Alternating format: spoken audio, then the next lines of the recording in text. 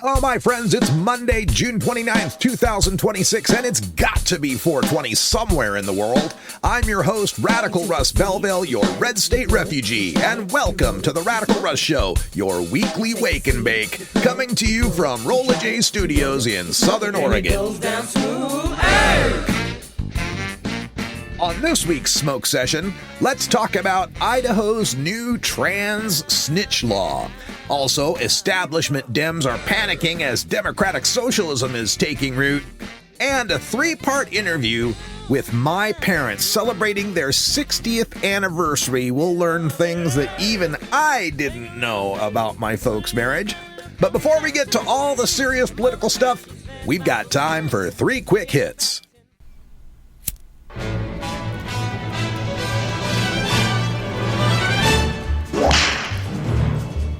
He rode a blazing saddle, he wore a shining star. His job to offer battle to bad men.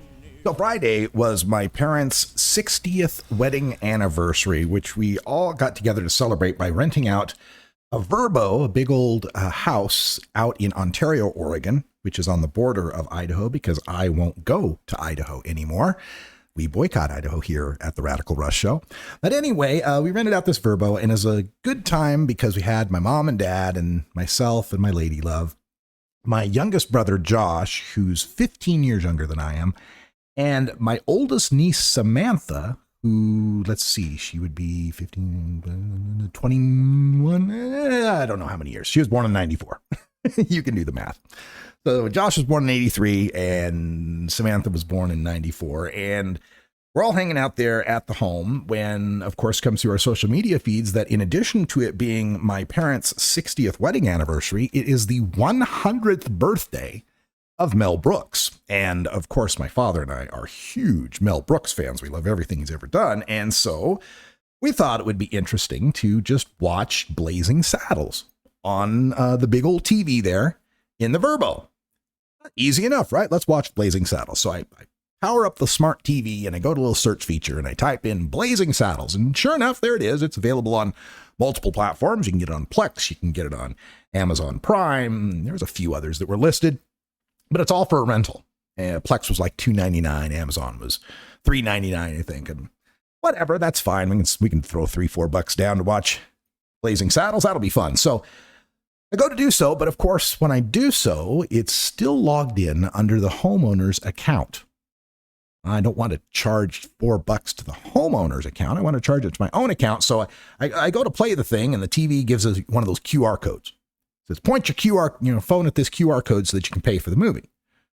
Well, I do so, and that brings up the app on my phone, but it's logged under my name. So if I were to buy this movie, I could watch it on my phone, but I couldn't watch it on that big TV because that's logged in a different person's name. So I grab the remote and I start trying to find out how can I log out of this TV, and there does not appear to be any way to log out of that account. Okay, can I go directly to the other platform? I go, okay, so let me find the Plex platform on this big old TV. I find that. Okay, go search through that. It's logged in under the homeowner's name. All right, well, maybe I can log it out. No, you can't log it out. Can I log in my own account? No, you can't log in your own account.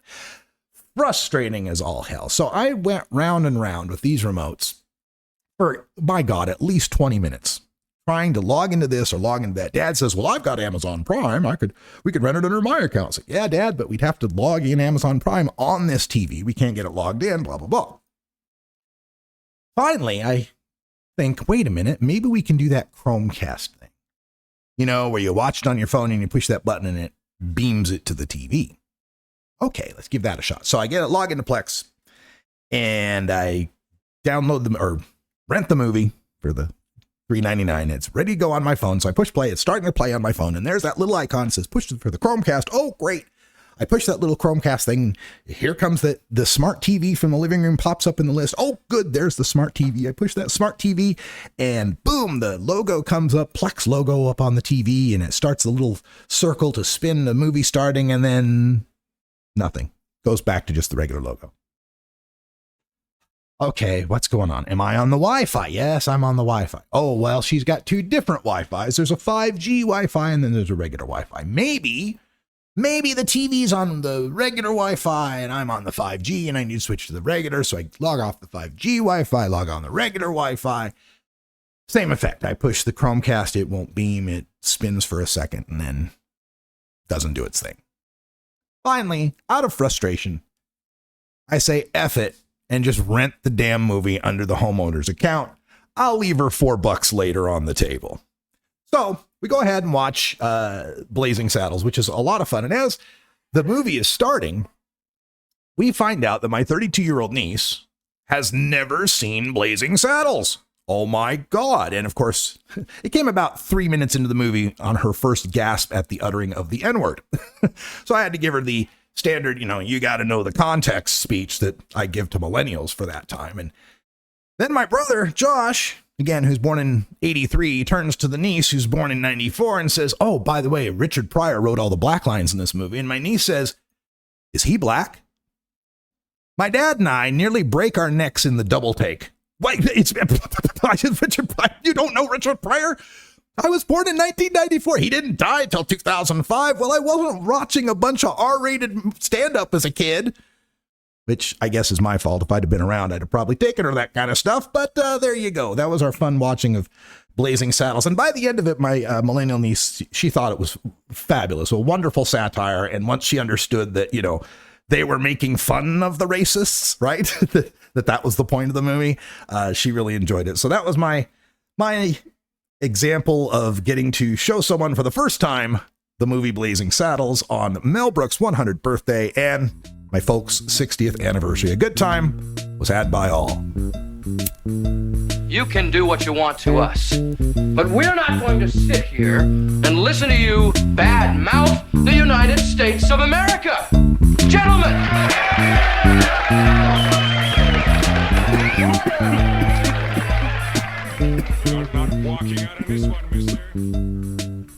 Welcome back, everyone. It's been a minute since we've been together. I know I've had to take the past few weeks off with some emergency family business, caring for all sorts of little childrens, and they sleep early in the morning and make lots of noise, so it made it really difficult to try to record any podcasts. But I'm back in your ears, and it's been a month, so we've got to catch up on what's happening throughout the rest of the world, and meanwhile, in the USA. And I'm proud to be an American, where at least I know I'm free. Cuba has done it again. Meet Vaxira, a therapeutic cancer vaccine developed by Cuban and Argentine scientists that helps the immune system recognize and destroy lung cancer cells. Approved in both Cuba and Argentina for advanced non-small cell lung cancer. Meanwhile, here in the USA, we've given the green light to flavored vapes. And I'm proud to be an American, where at least I know I'm free. Australia is building the biggest virtual power plant on Earth, connecting hundreds of thousands of home batteries and rooftop solar systems into a single coordinated grid asset worth gigawatts of clean, dispatchable power. Meanwhile, here in the USA, you can now buy emergency generators for your home that will burn gasoline, propane, or natural gas. And I'm proud to be an American, where at least I know I'm free. China replaced an entire bus network, 16,000 diesel buses in one city, with electric ones in under 3 years. Shenzhen, China's technology manufacturing hub across the border from Hong Kong, completed the world's first fully electric public bus fleet in 2018. Meanwhile, in the USA, less than 10% of Americans live within walking distance of reliable, high-quality transit that comes every 15 minutes. And I'm proud to be an American, where at least I know I'm free. An electric vehicle startup backed by the Mexican government unveiled its first prototype in a ceremony featuring President Claudia Sheinbaum, who praised the project as an affordable mobility option and a showcase for homegrown engineering.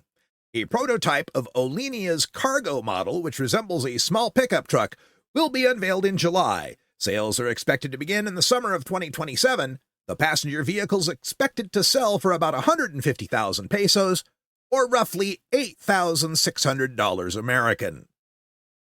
Meanwhile, here in the USA, you can get a Ford Transit passenger van with a V6 engine for $56,000 that gets 15 miles per gallon. And I'm proud to be an American, where at least I know I'm free. Sodium-ion batteries just became one of the most significant clean energy breakthroughs. Chinese battery giant CATL confirmed it began manufacturing them at industrial scale in 2025.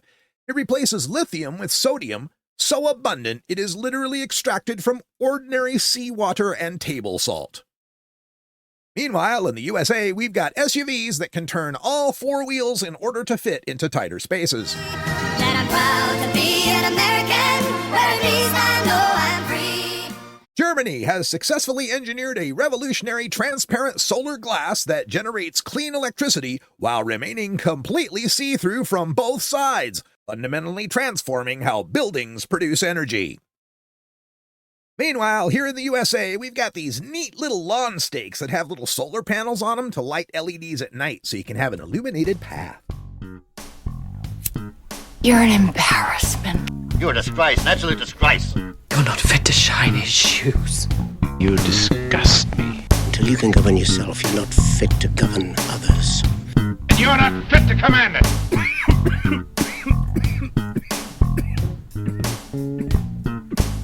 I don't know if you've been following the FIFA World Cup soccer tournament that's been taking place in North America. The host countries are Canada, the United States, and Mexico. Just a few notes on that. First of all, I saw somebody involved with the tournament put a post out on social media that noted that Canada, the United States, and Mexico's national teams, men's teams, all made it to the knockout rounds. And when they put the graphic up, they put up a picture of Canada and then a picture of the United States and a picture of Mexico. And then they put the first letter of each country in a large block font over the top of that picture, left to right. Canada, United States, Mexico, C, U, M. Yes, they literally put "come" on their post to celebrate the three countries hosting the World Cup, making it to the knockout rounds. It's like, I see what you did there. God, is the whole world being run by 12-year-old boys at this point? It seems to be. Now, despite the fact that things are going terribly here in the United States, many people have come to see the World Cup. We're seeing all these posts from, the Scots, the Tartan Army got into Boston and everybody's going crazy for them. And the Norwegians with their Norwegian rowing thing. And I've seen that clip going around. And I got thinking, gosh, I'm seeing a lot of clips going around about all the white fans and how the white fans are so happy and how much they love America. We're seeing all these posts going around about the European visitors love ranch dressing, or they've had Texas barbecue for the first time. I guess I did see one Japanese guy having Texas barbecue. So maybe it's not all just the white fans, but notice not a whole lot of celebration of the black or brown fans. And in fact, fuck us when this whole World Cup thing, man, it's just been awful. So you follow what they've been doing to Iran, right? The country that we went and bombed for no cause whatsoever, got ourselves caught to another quagmire, bombed a girls' school, killed 168 young girls. The Iranian team comes to play their games in the United States. They're wearing a little pin, 168 on it. They show up with some backpacks to signify the loss of these schoolgirls, who it seems we bombed intentionally in a double tap strike because we wanted to punish. This was the school that was by the military base, and we knew all the generals' daughters and kids went there. So yeah, that's us now. That's the United States of America. So on top of that, when Iran comes here to play in their World Cup games, they're not allowed to stay in the United States. They have to do their practices wherever they practice, do their games wherever they play, and then fly back to Tijuana, Mexico to be able to stay. And despite all of this, the Iranian team leaves notes for the staff in the stadiums there in Los Angeles. Thank you for this wonderful event. They just have remained classy throughout the whole thing and the way we've been treating them. But now, the latest thing they've done, oh my God. So have you followed this guy, Lumumba? Okay, so there was I think it's Democratic Republic Congo. I don't know which country he's from. I'm sorry, I don't have the details on this, but there's a world leader for their country, for their independence, and there's a statue of him. And so there's a super fan who goes by the name Lumumba, takes the leader's name, who dresses up in bright colored clothing, suits, right, to resemble the leader, the slain leader, and then does the statue pose of that famous statue for the entire soccer match, remains absolutely motionless. And he's become such a phenomenon to this team. He's become a part of the team. They inducted him into the team. He's like their mascot, like their symbol for this team. And he's known around the world, and all the fans just, when he gets up there and stands there, it's an amazing sight. Well, of course, we denied him a visa. Yep. The United States of America wouldn't let this guy in to stand there in front of the crowds because, oh no, what might happen? Oh, there might be a viral video celebrating black people here in the United States. We can't have that. We can't have a black person going viral in this World Cup stage. So fuck us, man. This is just the worst thing we're putting Iran through hell. We deny Lumumba, the mascot, to be able to come here and just stand. That's all he does. The dude just stands there. And then we just got these Supreme Court decisions, that's going to, oh no, the president, he can deport anyone he wants. He can just go ahead and deny the temporary protected status to the Haitians, to the Somalis, get them all out of the country, round up the Mexicans, put them into the ICE camps, or deport them to Sierra Leone or Eritrea or places they've never been before. Wipe out the black representation in Congress by eliminating the rest of the Voting Rights Act. Oh, but welcome in the white South Afrikaners. Come on in, white, repressed white people. Fuck this Nazi regime. And Bill Maher, I understand, the other day on his show had a big long rant about, we have to put all that aside. We shouldn't be so sad sacks about America and its 250th birthday. We should be celebrating. Don't let Donald Trump take... Fuck you, Bill Maher. This is a country... Look, I served this country. Yeah, sure, it was playing bass in the army band, but that was more than the commander-in-chief served. I used to get goosebumps when I'd hear the national anthem. I'd swell up with pride, saluting the same stars and stripes that flew on the moon. The same stars and stripes that starving African kids would see on a bag of rice. The same stars and stripes that kids all around the world would see when they're getting inoculations against deadly diseases. The same stars and stripes that represented the leader in the world at academic excellence, the pursuit of equality, the promotion of democracy. And yeah, I know, sure, it was a rose-colored teenage Reagan propagandized lens to be looking at America through. But it was something I believed. It was something I was willing to shoot someone over. It was something I was willing to be shot over. It's something I really haven't felt since the Obama years. The Obama years. A span of black president to gay marriage with weed legalization in between. That's my USA. That's the USA I root for. That's the USA where the underdogs overcome overwhelming authorities, overwhelming power, overwhelming odds to beat those who've always kept them down, to beat the oppressors, to beat the empire. The patriots versus the redcoats, the abolitionists versus the slavers, Delta House versus Dean Wormer. So to have now a President Dean Wormer and Vice President Greg Marmalard and Chief of Staff Niedermeyer in charge of America's 250th birthday party, well, hell, it's going over for me like Al Sharpton at a Klan rally. So I live for the hope that we get through these last couple of Trump years and that the backlash in 2028 to the blacklash of 2016 to the 2008 election of our first black president, I hope this backlash, for the first time in my life, includes some consequences for the domestic enemies of the United States of America, known as the Republican Party.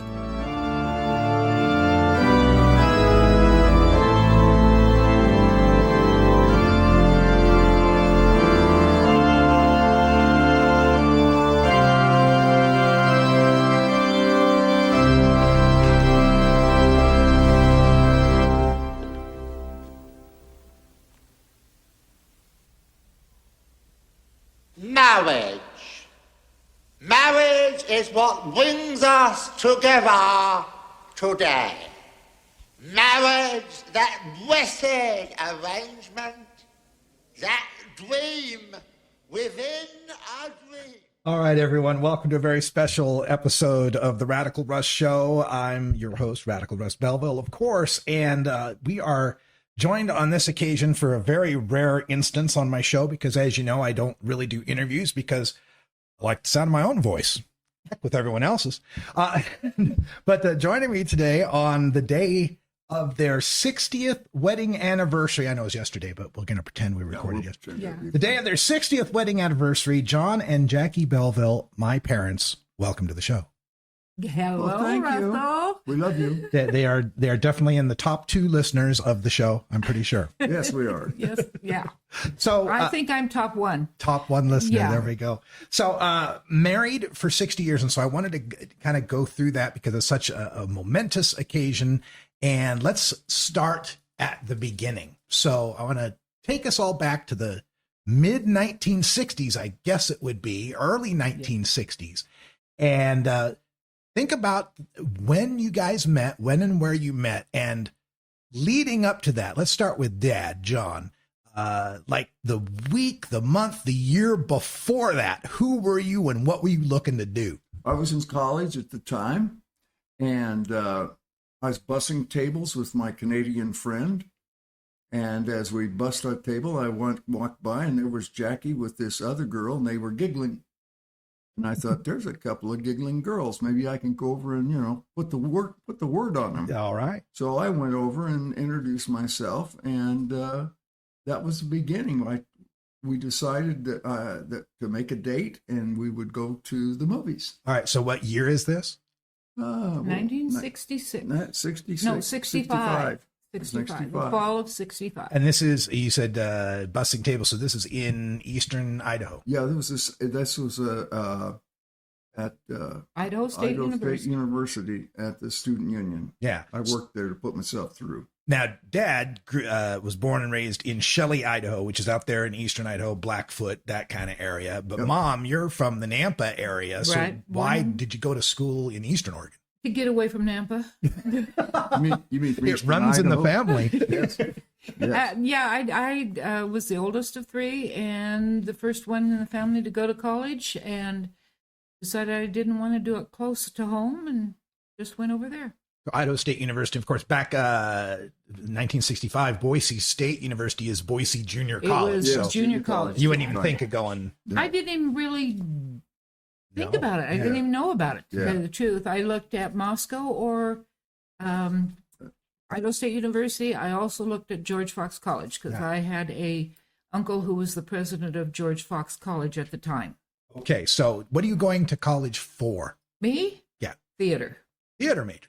I was going to be a theater major. Yes. Psychology. And so this is 1965, so you are what, 19? 18. 18.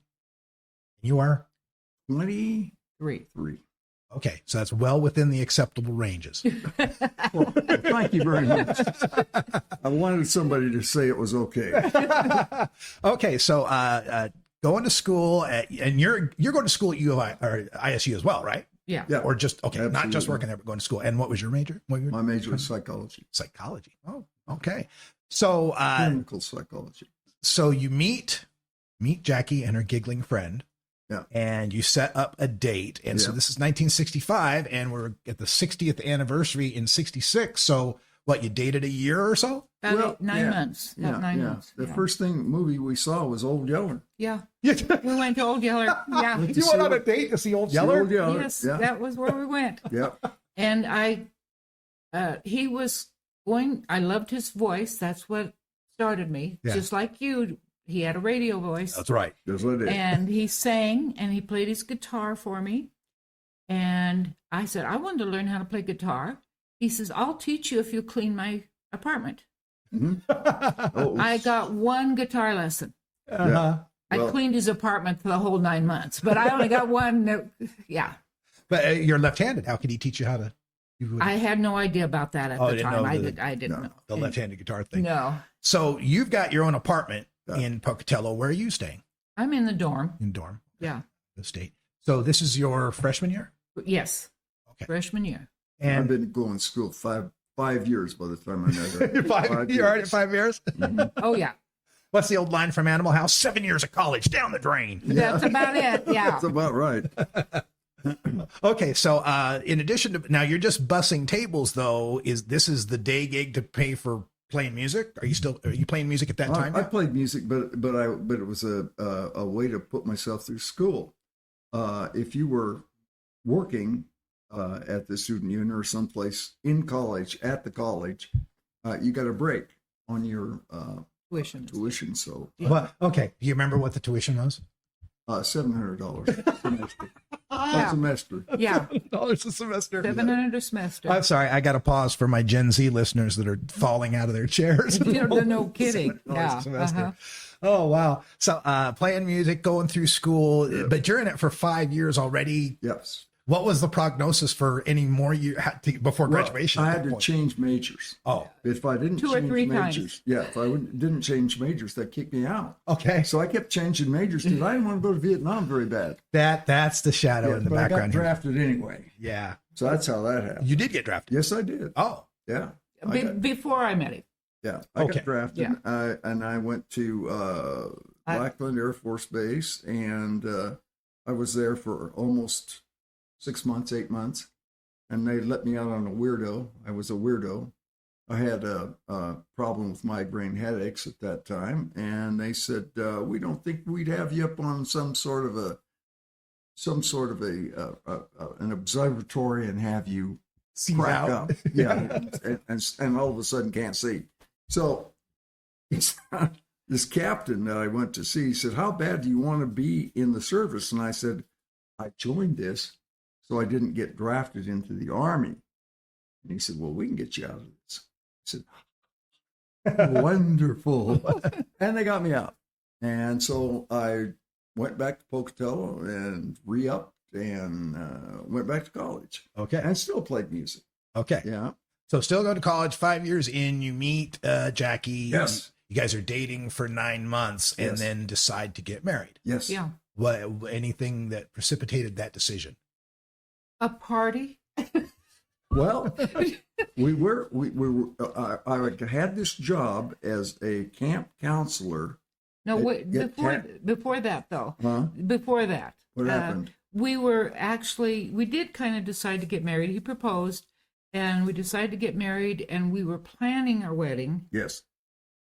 And got to talking over pizza one night and we said, this is getting a little expensive. Yes. And we didn't want my parents to have to pay for it all. Because I got two other girls that are going to have to pay for it. And so we kind of talked it over and they said, and we said, we could fix that. We wouldn't have to pay for a wedding. Let's go to Jackpot.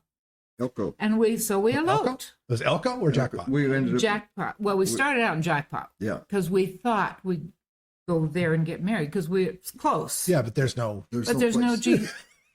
justice of the peace there. Folks, if you don't know, Jackpot, Nevada is on the Idaho-Nevada border, just south, about 45 minutes south of Twin Falls.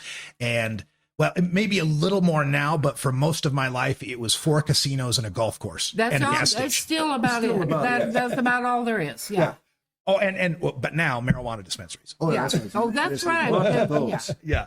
So you have to go past Jackpot into Elko, which is another hour and a half. Oh, something easy. like that. Yeah. But that's not the whole story. Okay. We get to Jackpot. We were driving my mother's car, and we get to 58 Pontiac. It was a beautiful gorgeous car. We get to Jackpot, and we run out of gas 3 miles from Jackpot. Before Jackpot. So still in Idaho. Still in Idaho. So we're by the side of the road, and a trucker stopped. Big truck. You guys needed a ride. So we got in with him, and he and the trucker and Byron sang road songs all the way in. 6 days on the road, and I'm going to take them home tonight. Exactly. He let us off at the casino. It was about 3 or 4 o'clock in the morning. Something like that. And we decided, and we had no money, really. So we decided to call his mother, because she had some money, And should I tell him? Go ahead. Yeah. So we call his mother. He calls his mother, and the first thing she asked him was, "Is she pregnant?"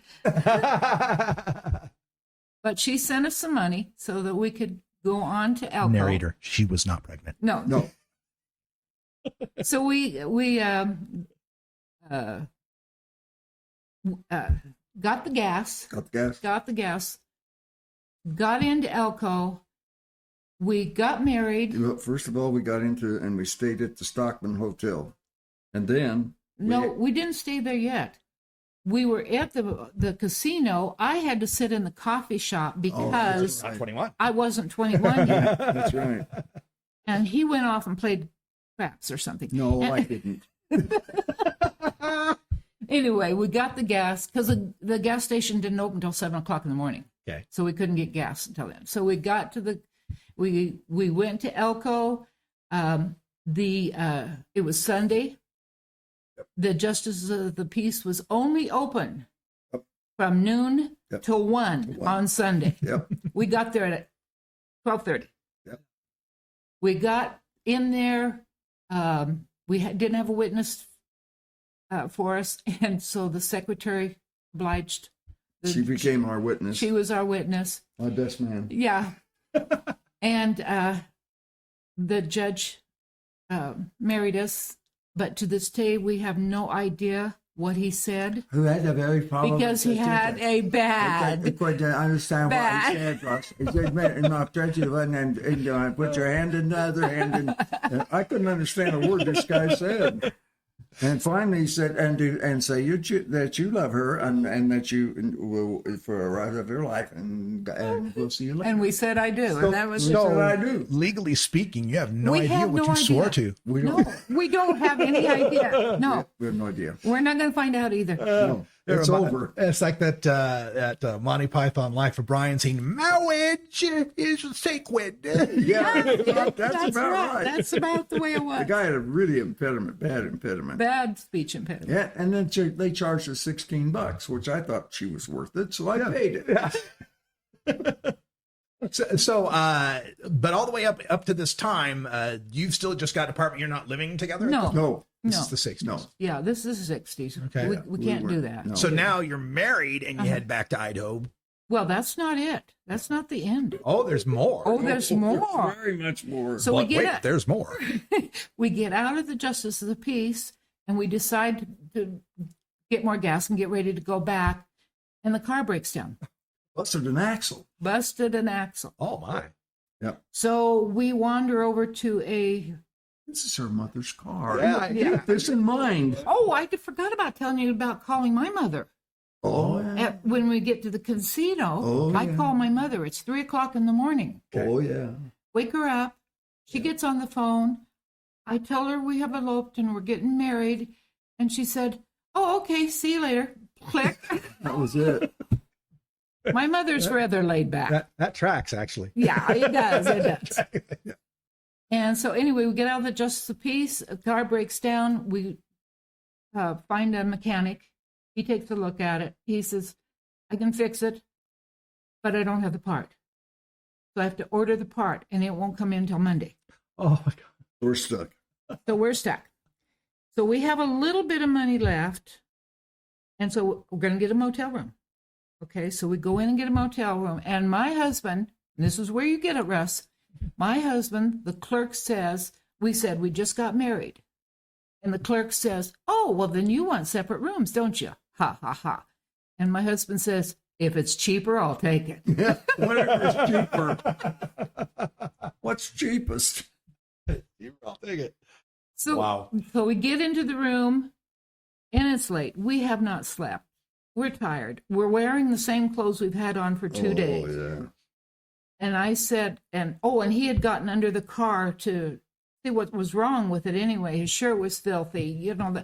I said, "I'll take a shower and I can wash our clothes off out in the shower and hang them up." He says, "Okay." So we do this.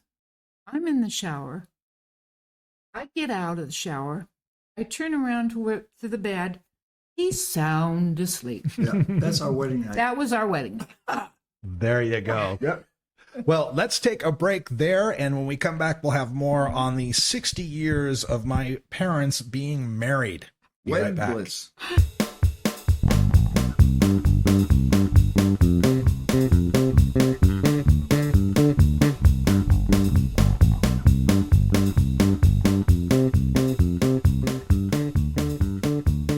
My friends, that's the country baseline, and you know what that means. It's time for our regular Boycott Idaho segment, the segment where I explain to you all the reasons why you should avoid the handmaid state.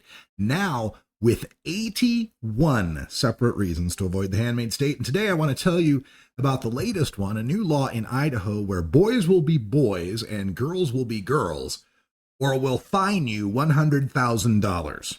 So, I just spoke with a social worker back in my home state of Idaho.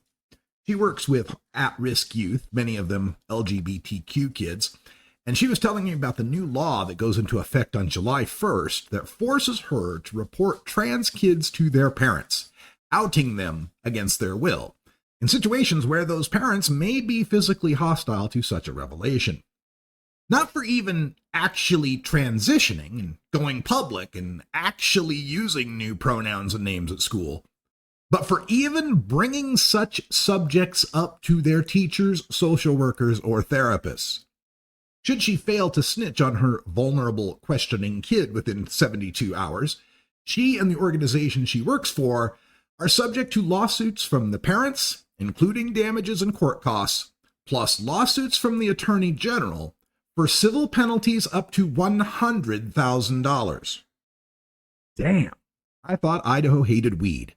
The maximum fine you can get for pot felonies is $50,000 in the handmaid state. This latest bit of batshit Idaho cruelty is known as the Pediatric Secretive Transitions Parental Rights Act. According to the Idaho Code 32-1016, social transition means the process by which an individual goes from identifying with and living as a gender that corresponds to the individual's sex to identifying with and living as a gender different from the individual's sex, and may involve social, legal, or physical changes, including adopting a name, pronouns, appearance, or dress that does not correspond to the individual's sex. The law also penalizes any entities that would aid and abet a minor undergoing so-called sex transition procedures, what they call gender-affirming care, which is already illegal in Idaho under the so-called Vulnerable Child Protection Act of 2025. Puberty blockers, estrogen, or testosterone, or any procedure, quote, for the purpose of attempting to alter the appearance of or affirm, end quote, a child's gender, is illegal in Idaho. I mean, contrary to what a doctor thought of their infant genitalia.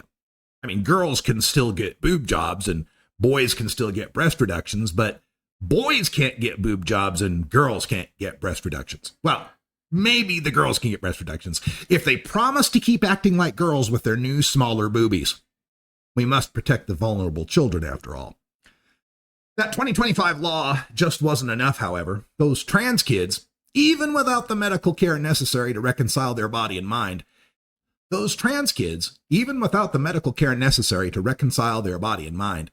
just kept persisting in socially transitioning. They kept having the gall to ask society to accept them as they feel themselves to be, and to provide the common courtesy of addressing them in a certain way. I mean, the ones who didn't suicide in Idaho when they lost their medical care last year. So Idaho did what Idaho does and got white straight to work on drafting a new law to address this epidemic of boys not acting properly masculine and girls not acting properly feminine. According to the law, a covered entity shall notify a minor student's parent within 72 hours of receiving any request by the minor student to participate in or facilitate the social transition of the minor student, including any request by the minor student to be referred to by pronouns or titles that do not correspond to the minor's biological sex, be referred to using names other than the minor student's legal name or a nickname or derivative thereof, either in school records or otherwise, use restrooms, locker rooms, changing rooms, or overnight lodging designated for the opposite biological sex, or participate on an athletic team or any other sex-separated school activity designed for the opposite sex. I was, of course, horrified to listen to the social worker describe how she and her coworkers and all their kids will be affected by this, how so many of the kids will shut down, afraid to be the kind of questioning adolescent we all were, how they've been counseled by their legal departments that the slightest inquiry needs to be taken seriously, how 3 of her coworkers have already left for other states, how she's counseling others to stay because if they don't, what will be left for these kids to cling to in Idaho?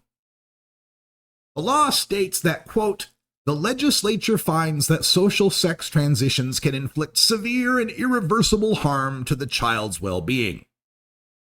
And how many pediatricians are in the Idaho legislature? Well, let's see. Attorney, farmer, business owner, public speaker, homemaker, rancher, engineer, money metals specialist. Oh, look, a clinical nurse specialist, but no, I don't find any pediatricians. Meanwhile, actual pediatricians out there will tell you that denying social transitions is what can cause the severe, irreversible harm to the transgender child. The law concludes that it is, quote, undoubtedly a parental purview and prerogative to have knowledge of and the authority to deny a child's effort at social transitions.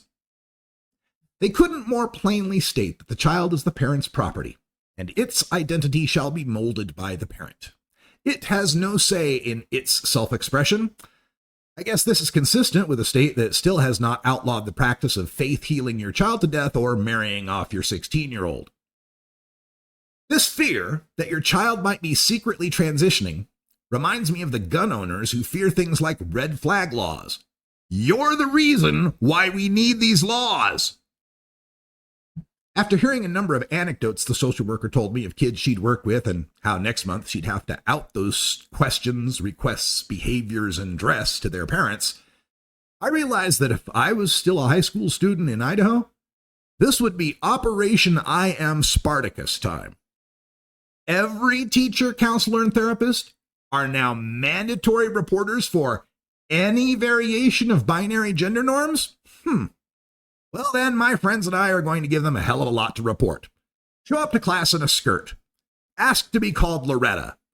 High-five the guy saying, yes, queen. Ask, and just ask, to use the ladies' room. Every day, every class, every teacher. Force them to have to call my parents to tell them, Mr. Belville, your son Russell just asked the drama teacher if he could get breast implants. Would you please make him stop? We're all getting tired of calling you. I can hear my dad laughing now. I mean, I've been fighting mandatory high school gender norms since high school. So come on, Idaho kids. Everybody go trans. Make the reporting of every gender variant such an overwhelming hassle that it becomes the chaff, hiding the actual trans kid from the incoming fire. So when that trans kid's unaccepting dad yells, what's this call I just got from your teacher saying you go by she, her pronouns? She can reply, oh, Dad, it's just a goof, like that 6-7 thing. And when he talks to the other guys at work, they confirm, yeah, my kid's teacher called and said my boy wanted to get titties. I mean, implants, not like second base. They're all doing it to harass the teachers. That trans law makes them call. Oh, geez. I can already imagine the Idaho legislature writing the False Reporting of Social Transitioning Act of 2027. Well, we thought we'd elope in the conventional manner. You gonna move in with your parents? I'm not telling you to elope. And I want to move in with my parents. Why don't you just elope, or is that too old-fashioned? Well, you could move in with my parents. It's legal to elope at your age. Nothing except move in with the folks. She told me they were going to elope. All right, we're back with another part of the interview with my parents, John and Jackie Belville, on the occasion of their 60th anniversary. And when we left off, Dad's fallen asleep on their wedding night in Elko, Nevada, where they're trapped with a broken down 58 Pontiac Star Chief. Pontiac Star Chief with a broken axle waiting for a part to come in. So Beautiful car. I imagine the part finally came in. Yes. And you finally got home. We finally got home. So at this point, is it moving into this apartment? Wait till you hear this. Oh, boy. We get married. This is the easiest interview ever. We got married, and all of a sudden, I'm still working at this Camp Tapawingo. which is Boy Scout. Boy Scout camp. In McCall. In McCall. Oh, okay. And so I figured, well, I'll just take my wife and we'll just go ahead and move in, and that'll be that. So I get her dad, and her dad drives us up to Camp Tapawingo, which is out of McCall. And so we get in there, and the camp director said, well, we didn't bargain for you and have somebody. She can't go. We can't have her here. You know, we just won't pay for that if you stay with the wife. So I got fired. And Jack, which is her dad, said, "Do you want me to go talk to him?" Jack's got the big muscles, and boxes. And just 20 years past being in World War II, and And he was a boxer in the army. Yes. Yeah. And I said, "No, Jack, we'll just, we'll find another job someplace else, And so we had to move in with her parents, and that was our marriage. Yeah, we lived with them until school started again. Yeah. And back down to Pocatello. And back to Pocatello, did some more college and some more music. Okay, so we're into 1966, the summer of 66, you're married, and then come around, I would suppose, 1967, around March or April, somebody gets pregnant. I don't know who that is. I think it was a strange boy that we what did we do? We were in college. I went to work for the National Reactor Testing Site in Arco. National Engineering Lab. To do some cards in those days. Data processing, punch cards. Oh, those were so much fun. Yeah. Because every once in a while the machine would have a hiccup, and we played 52 card pickup. Yeah. Punch cards out of order. Keep flying out. Yeah. For younger listeners that might not know what we're talking about early computer technology where the binary zeros and ones were literal holes punched on a card. And then you'd fit a card into a slot, and that was maybe, 8 bytes of data, 16 bytes of data, something like that. Yeah. And so you'd have a rack of 100, 600 cards. That's your program, and they have to be read in order. Yes. Yeah, and you'd put them through the machine, and the machine would decide to go crazy, and they would literally start spewing cards out all over the floor. Like that scene in Ghostbusters where all the card catalog is flying. Exactly. That was really fun. Anyway, and the machines were huge. Oh my. So anyway, I'm working for the National Reactor Testing Site. They called it NERTS. Nerds. Okay. NERTS, yeah. And we got pregnant, and I made the mistake of telling them that I got pregnant. And you cannot work for a national reactor, radiation and all that stuff at that time. And I was how long before you knew you were pregnant before you told them? 3-4 months. Okay, so that explains a lot about me. Yes, it does. I was exposed to high levels of radiation. That's your problem right there. Yeah. Yeah. Ruined your life. That's right. You didn't even know it. Yeah.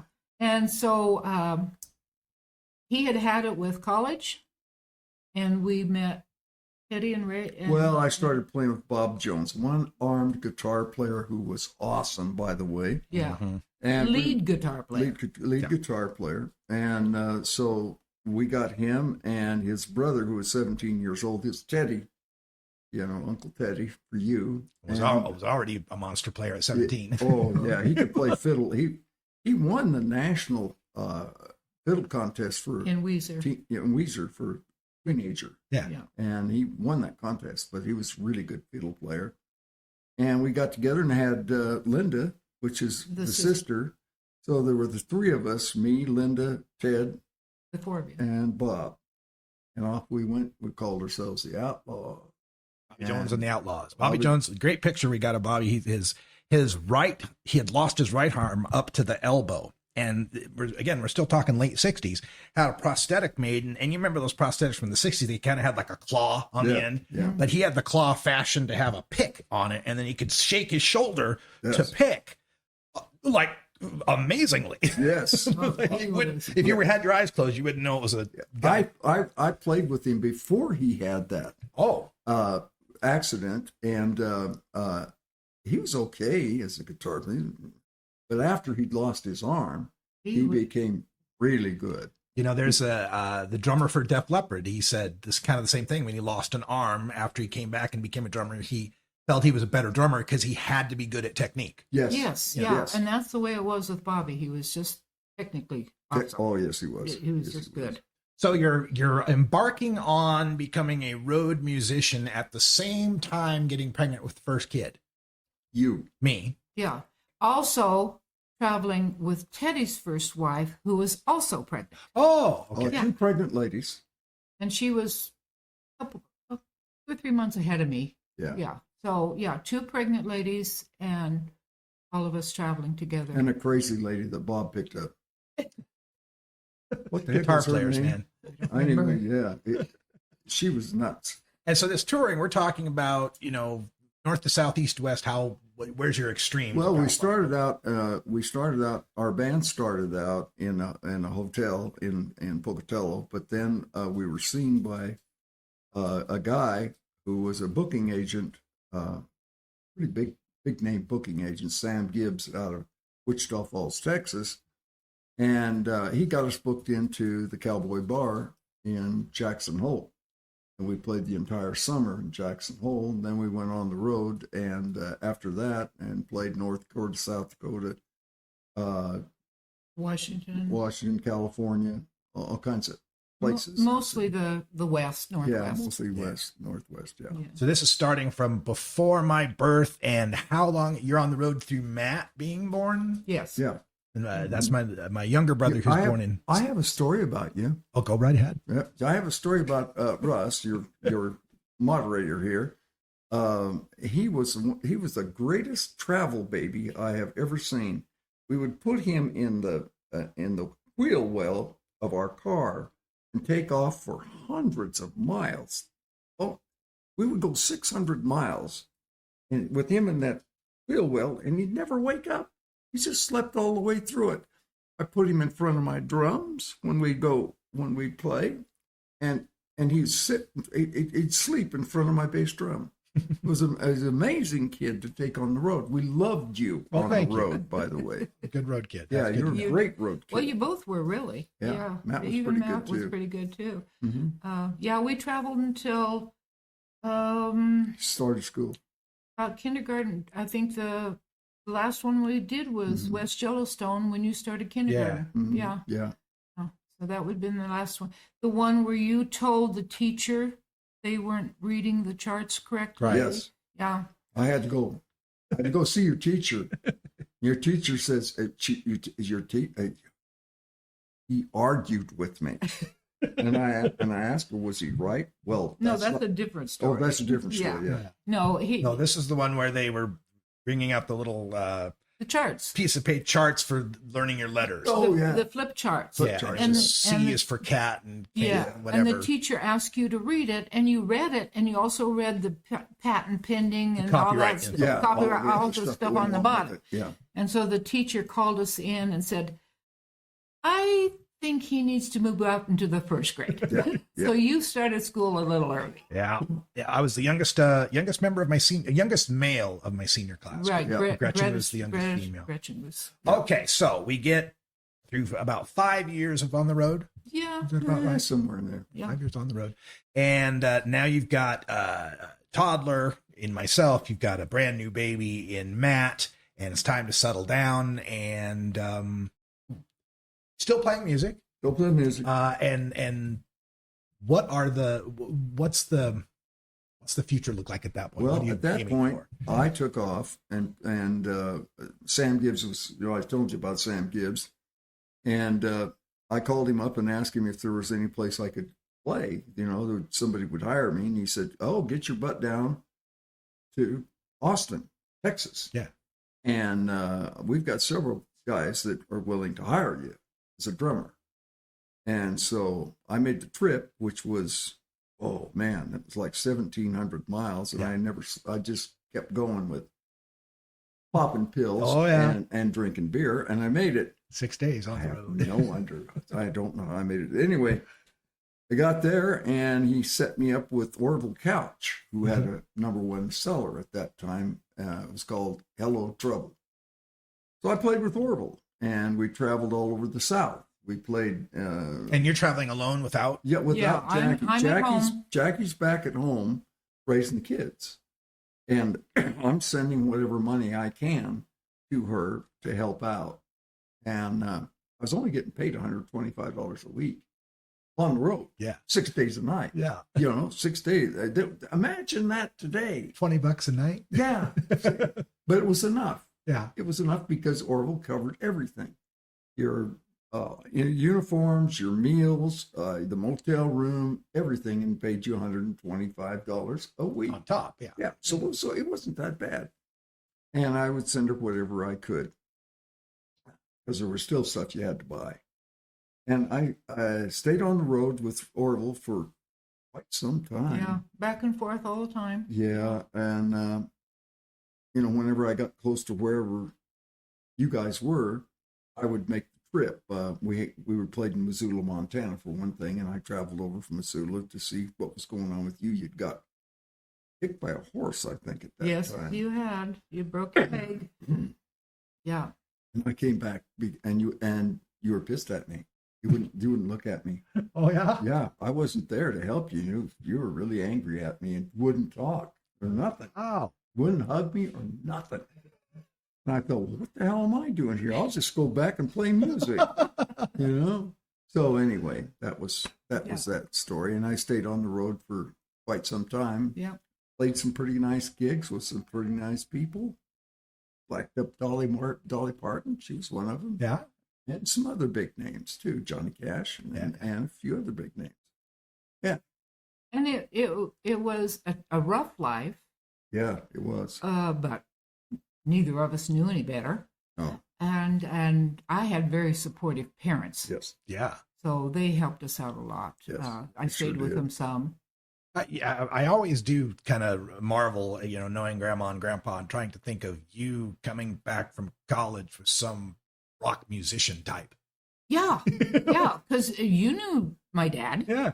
He was Army vet, World War II, strong, silent. We call him a John Wayne type, you know. And to have a son-in-law who was a musician. And Grandpa liked both kind of music, country and Western. He did. He did. And so, it was a little tough on my dad. Not your mother. He liked him, but he didn't know how to talk to him. Yeah, but your mother. My mother and my husband bonded like you cannot believe. Oh, yeah. They were best friends from the get-go. Yeah. So that was kind of cool. Each other. Yeah, that's great. That was really neat. I still miss her. She died. And, I still miss her. Yeah. The soup is hot. The soup is cold. Waiter, there's a fly in my soup. I'll have the soup in my booth. As a matter of fact, there's a fly in my soup. Have you ever considered making a soup from scratch? No soup for you. Have you tasted the soup? All right, I'll taste the soup. Just a little more politics before we get back to part 3 of my interview with John and Jackie Belleville, my parents, on the occasion of their 60th anniversary. But I couldn't let a podcast go by without congratulating the wins for socialism in this country. Some good things are starting to brew on the left side of the political spectrum. Of course, Seattle, Washington went and elected a Democratic Socialist mayor, and boom, Seattle Seahawks won the Super Bowl. New York City goes and elects a Democratic Socialist mayor. Boom, the New York Knicks win the NBA championship. So if you're looking to get a championship for your city, make sure to look into Democratic Socialism.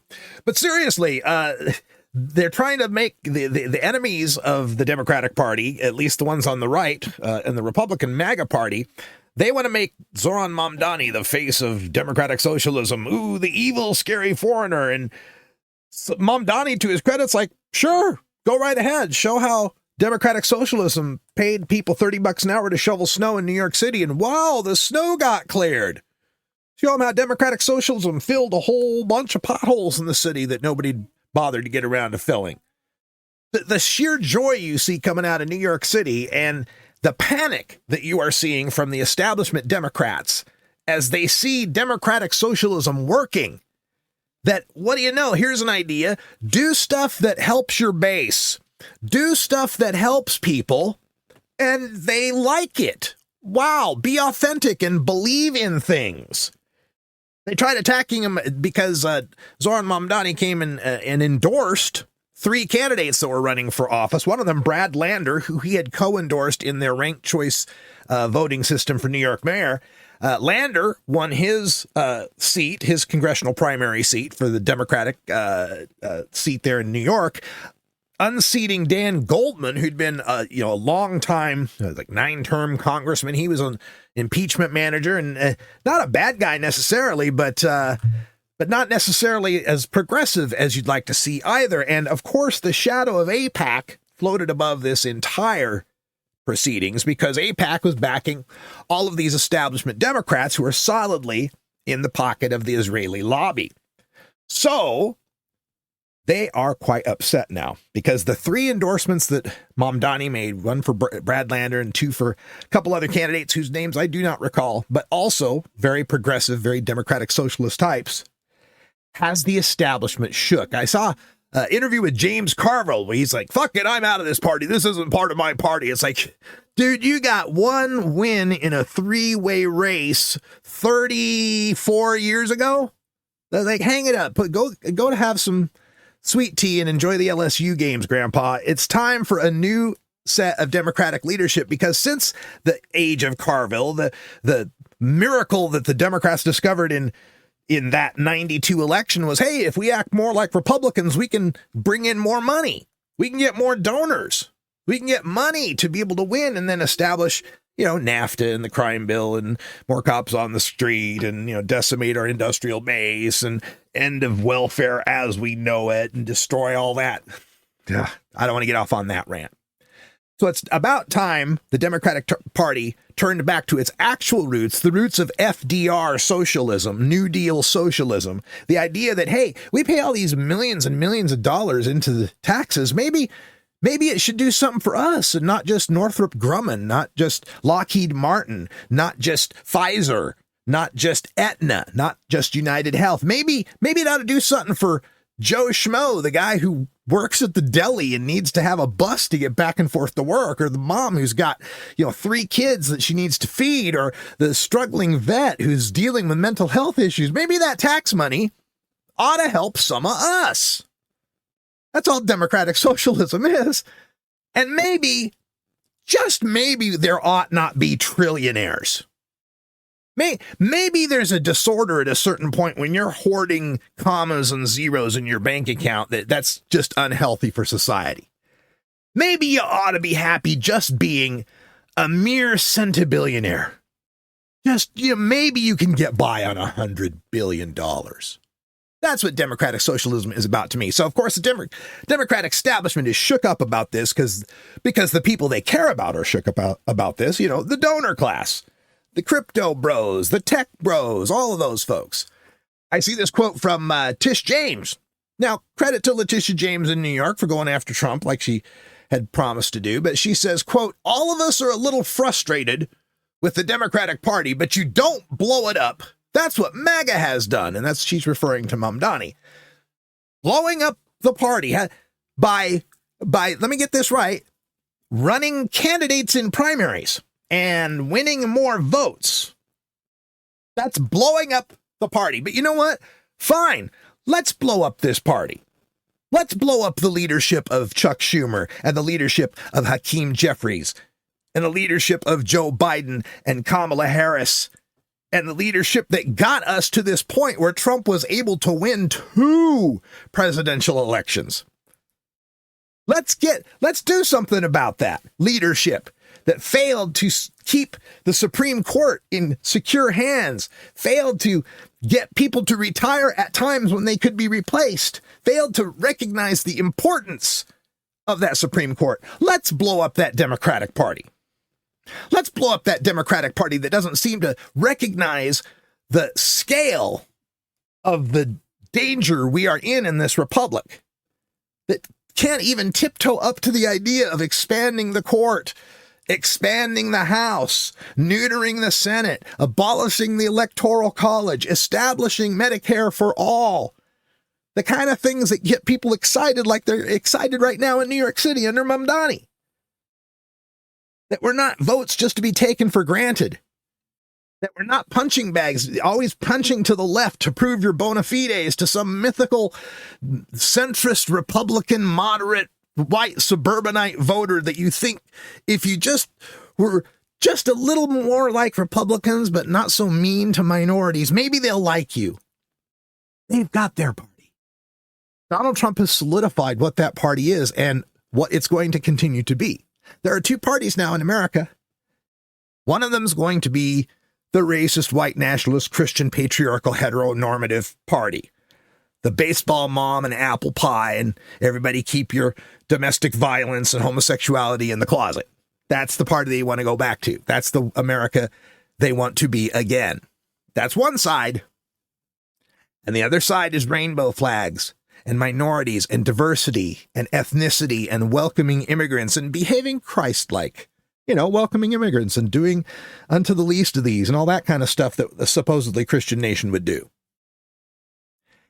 And to close this out, I just wanted to quote from a thread that I saw on Blue Sky, and I want to give full attribution and credit to John Rogers, at John Rogers on Blue Sky, John, John Rogers, no D.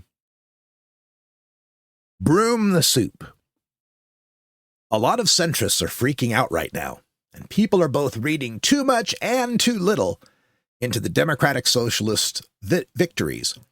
But a metaphor from my career may be helpful here. I was working with a very good producer, one of the smartest people I know, and they killed a scene in a script. Just hated it. They had their reasons. Myself and the other writers didn't agree, but it was absolutely not a bad note. Just not what we'd wanted to execute. We brought back a rewritten version of the scene, which they killed, and then another, which they killed. And finally they said, guys, when I'm at a restaurant and I don't like the soup and I send it back, I don't want them to keep bringing back the same soup with changes. I don't want them to bring back the same soup with some pepper, and I don't like it, so they bring me the same soup but now with cheese. No, I don't want the soup. Broom the soup. Everyone in the Western world right now does not want this. Whatever it is. Whether churning 7 prime ministers in Britain in a decade or the anti-incumbency wave that caught Harris and 12 other leaders, they don't want how this world makes them feel. Young people don't like feeling like they'll never have a real job or home. Middle-aged people don't like feeling suddenly precarious. Nobody wants all the fucking crazy. Whether it's armed thugs in the streets, insane gaslighting president, mass shootings, or wealth inequality, or inflation, or wars, they do not want this. No matter how ill-defined or possibly undefinable this is. And they certainly do not want people who are super into crypto or AI or funding ICE, but training them better. Basically, they do not want the the Democratic waiter, to keep bringing them the soup slightly different. They want you to broom the fucking soup. You cannot be mad your centrist waiter who brought back, it's mostly the same soup, but better now, I promise, got yelled at. Now, the ironic thing is that these people feel this way as the inevitable result of late-stage capitalism and income inequality, but saying that makes you a socialist, apparently, rather than a guy who read Adam Smith, and he warned about all of this, actually. But that's neither here nor there. They're the voters. They get to decide what they want. That's how fucking democracy works. Mamdani did not appoint these people. They got elected. Just like AOC beat Crowley, Pelosi's golden boy, fair and square. They don't want the soup. Broom the soup. Or lose. In good times and in bad, for richer, for poorer. When we were married, babe, the justice of the peace said something about for richer, for poorer, for better, for worse, remember? In the light of day and the dark of night, for richer, for poorer, for better, for worse. For richer, for poorer, in sickness and in health. To my wedded wife, to have and to hold from this day forward, for better, for worse, for richer, for poorer, in sickness and in health. So we talked about how at your wedding you had vows that you had no idea what they were. No, I had no idea. I couldn't. But the traditional vows are about being for richer, for poorer, in sickness and in health. So let me ask you, what was the richest you were in your 60 years of marriage? Okay, my dad died and left money for me. I had $95,000 at one time, and that was in the 60s, which would have been about, Josh looked it up for, and it would have been about $1 million today in today's money. That's the richest I've ever been. Boy, did we go through that? Oh boy, no kidding. Well, my cousin Larry Farmer wanted to buy a painting contracting business, and I loaned him the money to do about $10,000, and that was sucked money and sucked money and sucked money, and it was gone before you can't believe how fast you can go through $95,000. Yeah. And so, but I don't, looking back on everything, Russ, it's the memories. Mm-hmm. It's the memories, and they're priceless. They, honest to God, are priceless. You can have all the money in the world and not be happy, but you can be happy with very little if you want to be. And we didn't have very much. We had each other. Well, and you asked, when was the richest we've been in the 60 years? Probably right now. Yeah. We're both on Social Security. We don't have a lot, but we live in all the times that he was on the road and all the different places we lived. We never had neighbors. No. That we knew. No. Mm-hmm. We never had a lot of friends because you're traveling too much. You can't keep a lot of good friends.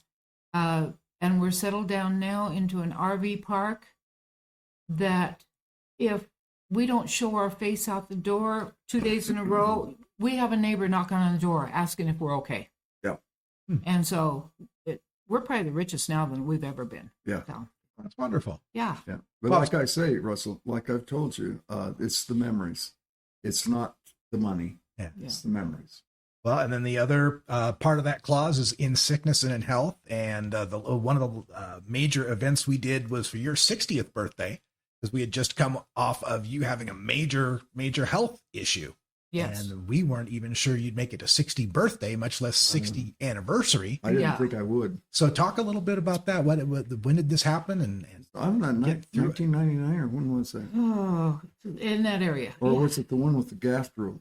No. The first one was, believe it or not, flesh-eating bacteria. When you hear that ad for Jardiance, have you ever heard the diabetic ad for Jardiance? They say one of the possible side effects is necrotizing fasciitis of the perineum, or as I like to call it, fatal taint rot. Yes. No kidding. And Dad had fatal taint rot. He had that. Yes. Yes, I did. And when we found out what it was, and the doctor started working with this flesh-eating bacteria, they have to cut it out because antibiotics won't touch it. Mm-hmm. So they have to physically remove it. Mm-hmm. And he went through surgery after surgery after surgery, and it wouldn't heal. And it wouldn't heal. And it wouldn't heal. Finally, one of the doctors noticed something. Bone doctor. Yeah, noticed that his circulation wasn't good. And so they did a angiogram, which is a total body scan kind of thing, and discovered he had no blood flowing below the waist. Yeah. Yeah. So, of course, it wasn't going to heal because it was on his leg where the flesh-eating bacteria was, inner thigh. And if you have no blood flowing, it's not going to heal. Yeah. So they had to go into surgery again to put a stent into his femoral arteries because he was getting no blood to his legs. So he had that stent put in and woke up the next morning. His feet were warm for the first time in years. Yeah. And so, once he had that done, he started healing. But he had lost 60 pounds. Well, I was at 135 pounds. Yeah, he had Wow. lost a lot of weight. And the doctor that did the angiogram and set up the surgery said if he had gone about 10 days longer, he would have died. That's that close. So, yeah. So it was touch and go. Yeah, so sticking through thick and thin through 60 years is just amazing. And as we celebrate this anniversary, the other thing I think about is how Mom managed to get the hat trick of having a kid in the 60s, the 70s, and the 80s. That's right. So we talked about my birth in 68, Matt come along in 71. Why in the world is Josh coming around in 83? Whoops. Well, first of all, I was an addict and an alcoholic, and I went through treatment. Okay. Okay, when you go through treatment and they do the whatever and get you sobered up, they give you tons and tons of vitamins because it helps you sober up. Detox. Yeah, detox. And so when I got home, I was really fertile. And I didn't know it. And I thought, well, it's not going to happen. No big deal. Never did, so I have nothing to worry about. Between you and Matt, years went by. 12. That wasn't 12 years. Yeah. That wasn't exactly how it happened. Uh-huh. Yeah. And you and Josh came along, and that was 83. Yeah, and we 98. actually thought about going through an abortion with him, and we decided we wouldn't. We were getting old. We were getting old by then. Well, and the other problem too was that when Matt was born, the doctors did not know that we had a blood. Because you're 36 at this point? 35. 35, yeah. Mm-hmm. When Matt was born, apparently my blood had been tested, but they had given me the wrong classification. Yeah. I'm an O negative. They had tested me and said I was O positive. Oh. Well, the blood disorder that happens is if the man is positive and the woman is negative, which we were, you can have a blood disorder come up because if my blood fights his blood, Gotcha. kind of thing.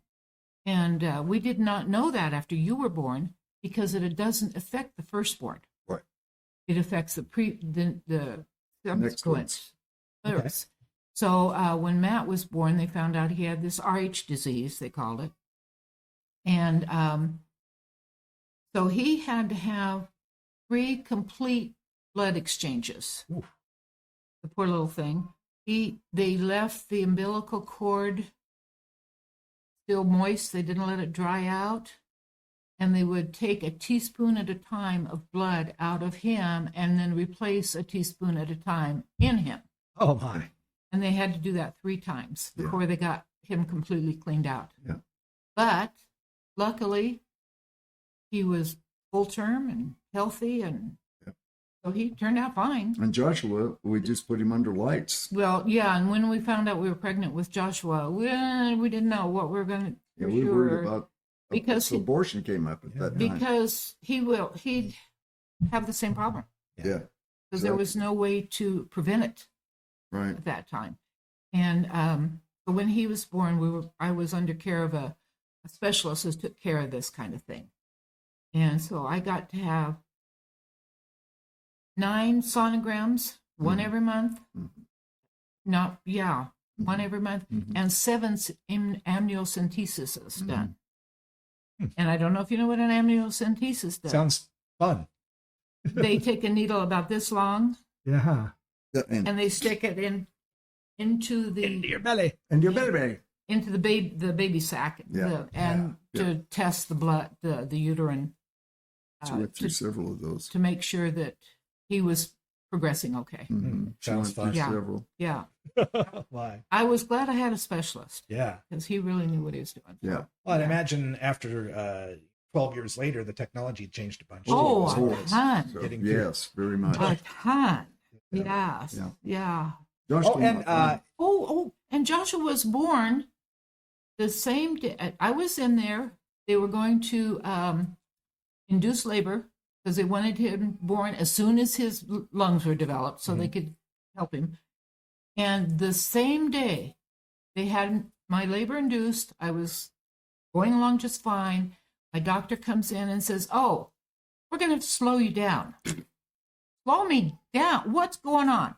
And he says, "Well, the quads are going to be born." He was also the doctor for a lady who was having quadruplets. Okay. And they had to be born that day. And so Josh got bumped for quads. Josh got bumped for quads. Yeah. That's what's wrong with him. always picks fifth. Yeah.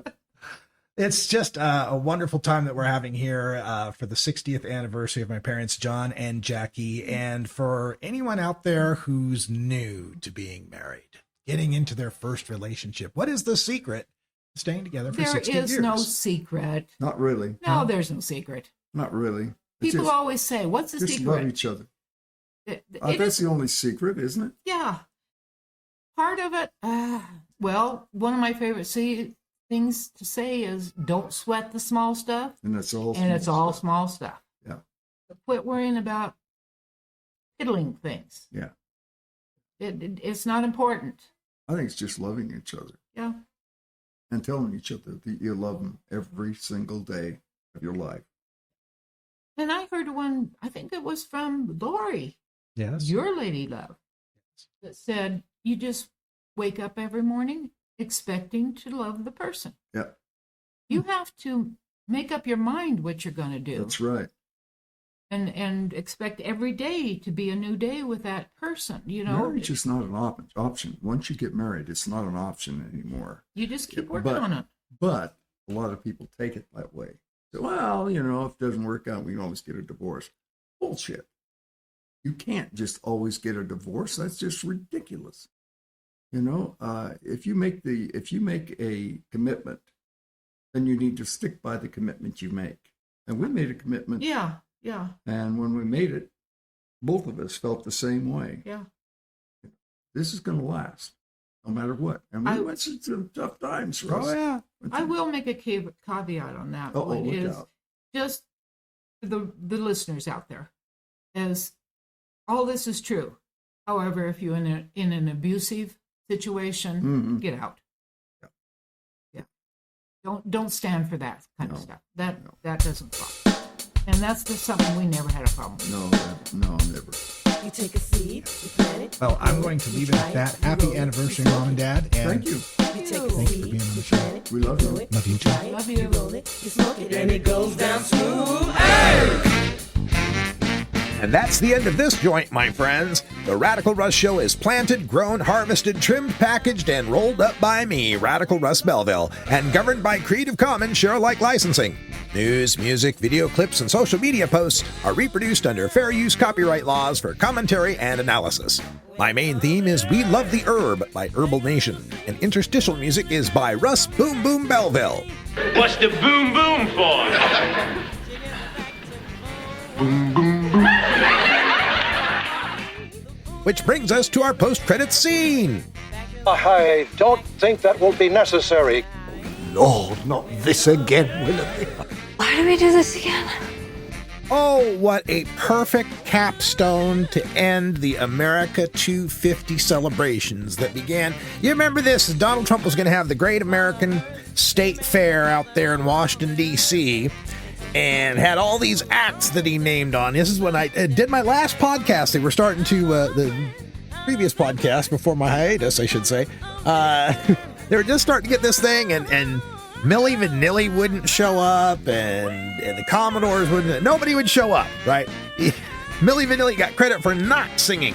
Yay! So everybody canceled on him except for one guy, Robbie Van Winkle. That is Vanilla Ice, who I learned this week is the same age as myself.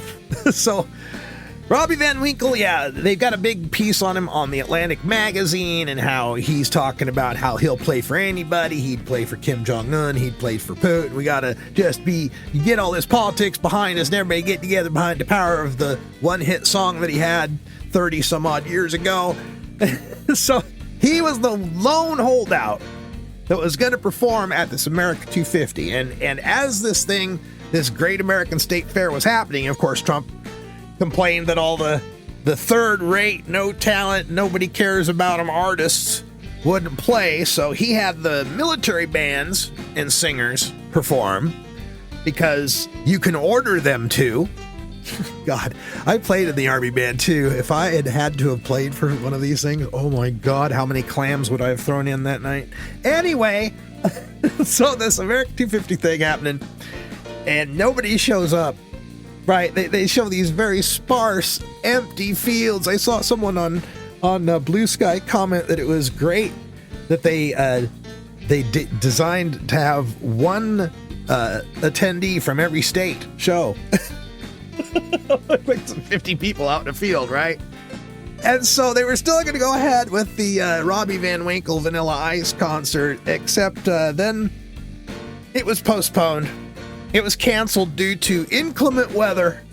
Yeah, the rain showers and the thunderstorms coming in, and so inclement weather, so Vanilla Ice canceled his performance. And yet, the inclement weather never happened.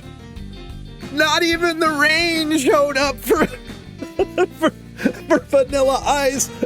Even the weather wouldn't be seen at this damn thing.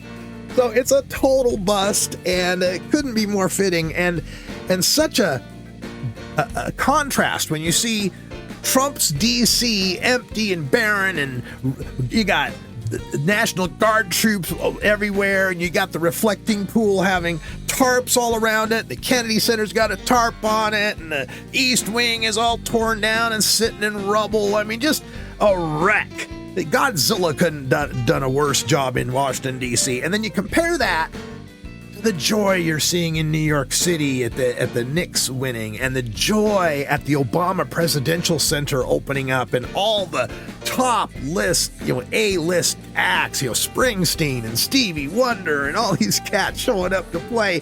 It couldn't be more of a contrast of the two Americas, the choice we are facing as we move forward into the future. And like I said in the earlier rant, that 2028 needs to be the backlash to the blacklash. We've got to turn this country around into the America it can be, the one that was the slaves that overcame abolition, the immigrants that overcame prejudice, the gay people and the women who fought for their rights. That's the kind of America I root for, the kind of America I want us to be, and the kind of America this podcast is going to stand for. You can contact me by email at radicalruss@gmail.com. Call my message line at 877-RUSS-420. That's 877-877-420. And reach me on social media on Blue Sky as radicalruss.com and nowhere else. You can support this podcast financially by donating to Radical Russ on Venmo, Rad Russ on Cash App, or via PayPal on my website at radicalruss.com. Get this podcast on Spotify, Apple Music, YouTube, my website, or wherever you get your podcasts. Thanks for listening, and until next week, take care of each other. Take it on one more time. You take a seed, you plant it, you grow it, you dry it, you roll it, you smoke it. You take a seed, you plant it, you grow it, you dry it, you roll it, you smoke it. You take a seed, you plant it, you grow it, you dry it, you roll it, you smoke it, and it goes down smooth. And thank you, Daily Beans podcast. All right, next up from Anonymous, he, him. Hi, AG and DG, regular listener doing my gigs, driving things to people and people to things. Just wanted to give a shout out to my parents, John and Jackie, who on Friday are celebrating their 60th wedding anniversary. 24 years ago, we put together a 60th birthday celebration for my dad, who'd been very ill, and we thought it might be his last celebration. Now, 24 years later, and he made it to his 60th anniversary, and we couldn't be happier.